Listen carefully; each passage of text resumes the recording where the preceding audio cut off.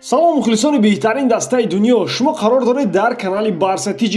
Дирашаб Барселона дар майдони худ бо ҳисоби калон 5-2 РЕАЛ Бетисро шикаст дод. Ва дар ин видео мехоҳам ба ҳар як бозингар баҳо диҳам. Шумо бошад се бозингари беҳтарини худро дар комментария нависед ва лайки қиматбоҳои худро низ аз ёд набарорен, зеро пешравии канал аз шумо бастагӣ дорад. Акн дар ягон ҷо баъз дуршнед, мо бошад сар мекунем.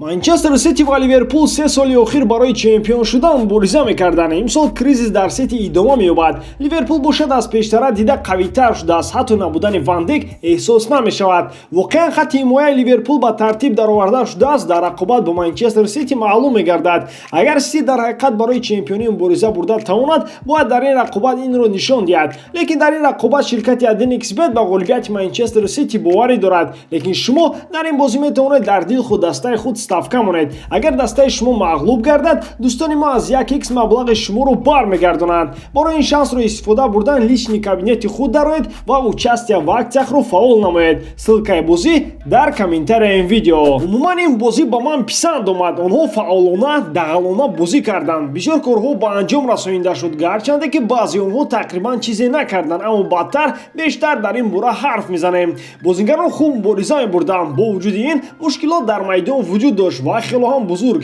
Имрӯз мехоҳам дар ин бора низ гап занам.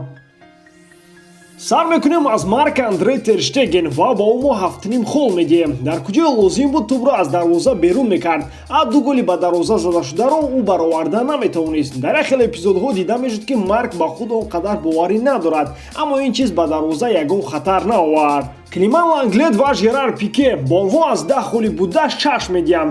Ман ҳеҷ сабабе барои дар алоҳидагӣ муҳокима кардани бозии онҳоро намебинам. Дар ҳимоя аз дасти онҳо ягон чиз наомад. Муборизаҳои бемуваффақ бо хатогиҳои дуюмӣ. Муъҷиза буд агар мо тӯбгирии онҳоро медидем ва ҳама вақт дар рақобат бой медоданд. На ҳама чиз он қадар бад аст ки ба назар чунин менамояд, аммо ин сатҳи бозие нест ки футболбоз бояд дар як топ дастаи бузург нишон диҳад. Серхи Роберто 6.5 хол. Дар якум тайм дар фланги худу тамоман фурӯ рафт. Дар дуюм тайм бад бозӣ накард. Медонед барои чӣ? Дастҳо танҳо нимаи майдонро ба дигар нима иваз намуданд. А каноре ки Серхио нигоҳ мекард, дар гардани Жорди Алба шуд. Ба ҳамин тамом. Хайр раҳмат ба ду паси головар, аммо дар ҳимоя набояд ин хел бозӣ кард. Жорди Алба 6 хол. Ҳамон даъвое ки нисбати Роберто, танҳо тавре ки аллакай гуфта шуд, ӯ дар нимаи дуввум фурӯ рафт. Медонед аҷибаш дар чист? Дар амалҳои мудофиавӣ, яъне дар ҳимоя самароноки ӯ ба 0 баробар буд. Агар паси головари ӯ намебуд, гӯё ки ӯ дар бозӣ иштирок надошт. Дар баъзе эпизодҳо бо ҳамроҳии Пике ва Ланглет футбол тамошо доштанду халос. Фрэнки де Йонг 7.5 хол. Чунин ба назар мерасад ки ӯ ягон кори барҷаста накардааст, аммо ӯ вазифаҳои худро хуб иҷро кард. Дар пасҳои ӯ хатогиҳои махсус набуданд. Тамоми бозӣ давид, ҳам тӯбро аз рақиб мегирифт ва ҳам пасҳои хуб медод. Серхио Бускетс 7 хол. Дар маҷмӯъ на он қадар бад бозӣ кард, аммо коре накард ки мо холамонро аз 7 боло монем. Дар ин бозӣ брак кам буд. Мумкин аз ҳамин сабаб ӯ худро хуб нишон дод. Дигар ӯ тез давида наметавонад, барое ки пир шудааст. Педри 7.5 хол ва боз ин наврас моро дар ҳайрат меоварад. Баъзан вақт қарорҳои беҳтаринро қабул намекард, лекин ин айби Куман мебошад ки дар вақташ ӯро иваз накард. Вақте маълум буд ки бозингар хаста шудааст, ба ҳама ин нигоҳ накарда ӯ тавонист ба дарвозаи рақиб як гол занад.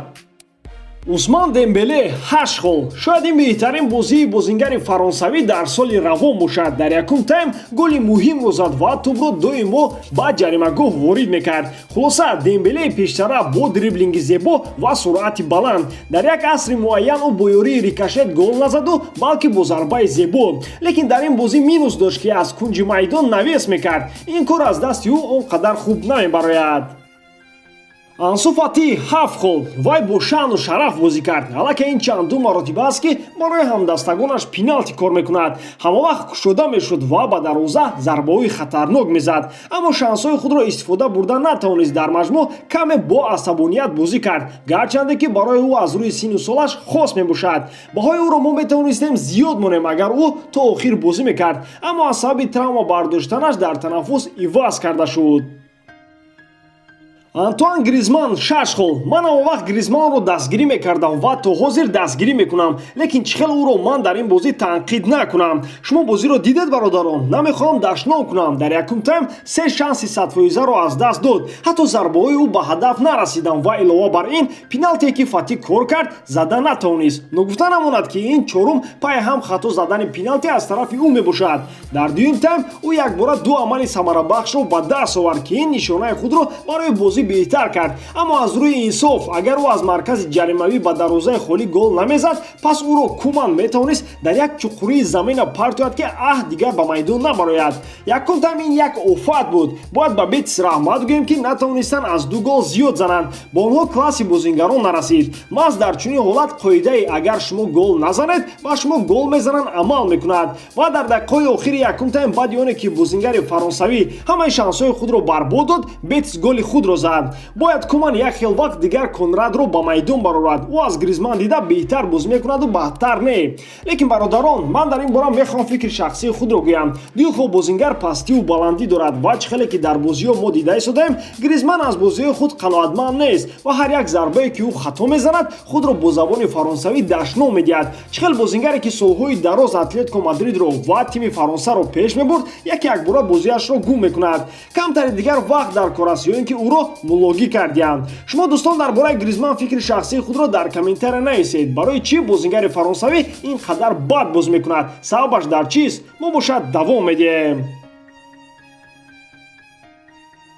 Мартин Брейтвейт 4 хол. Бале, Куман ба ӯ вақти бозӣ кам медиҳад, аммо ҳар як дафъа ҳамон чиз. Дар як нимаи майдон просто медавад. Тамом. Ба назар чунин мерасад ки ӯ ба тактикаи бозӣ мувофиқат намекунад. Ҳатто гуфтан душвор аст ки ӯ то чӣ андоза имконотро табдил дода метавонест, зеро зарбаҳои ӯ то дарвоза намераванд. Просто футболбоз дар сатҳи Барселона рост намегирад. Ман ба Мартин ягон шикоят надорам. Шикояти ман ба собиқ президент Бартомео ва директори варзишӣ аст, ки ин бозингарро харидан, майли харидан. Онҳо барои ӯ 18 миллион евро сарф намуданд.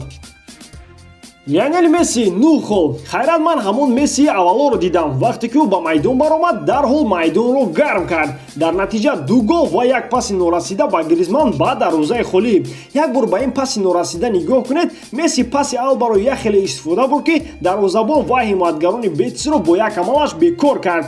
Голҳои худро Лео бо боварӣ ва зебо ба дарвоза равон намуд. Ба мисли ки дина шаб Месси видеои маро тамошо кард ва хост аз ман қавсияшро гирад. Шӯхӣ, лекин дар ҳар бозӣ ба мо ана ҳамин гуна Месси лозим аст. Хулоса, танҳо ба наздикӣ ман гуфта будам ки Куман ҷуръат намекунад ки Мессиро ба курсии эҳтиётӣ шинонад. Гӯё Куман гапи маро гӯш кард ва ман дуруст гуфтам ки ҳатто бидуни Месси бозӣ бо садои баланд идома дошт. Барсаи ҳозира дигар вобастагии Месси надорад ва ин хеле хуш аст. Аммо дар ҳамла бояд ба ҷои ГРИЗМАНН ва Брейтвейт ягон ҳамлагари ҷиддитар бозӣ кунад. Оддӣ карда гӯям ба даста касе лозим аст ки на танҳо аз 1-2 метр ба дарвозаи холӣ гол занад, вагарна бояд ҳар маротиба Лео бозиро ҳал намояд.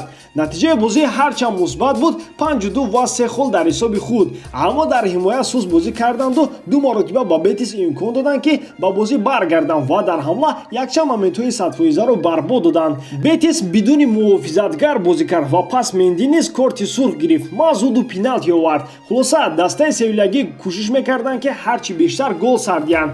Инчунин саволҳо барои Куман вуҷуд доранд, зеро ӯ на Роберто, на Алба ва на Педриро ки то охири бозӣ аллакай ошкоро хаста шуда буданд, иваз накард.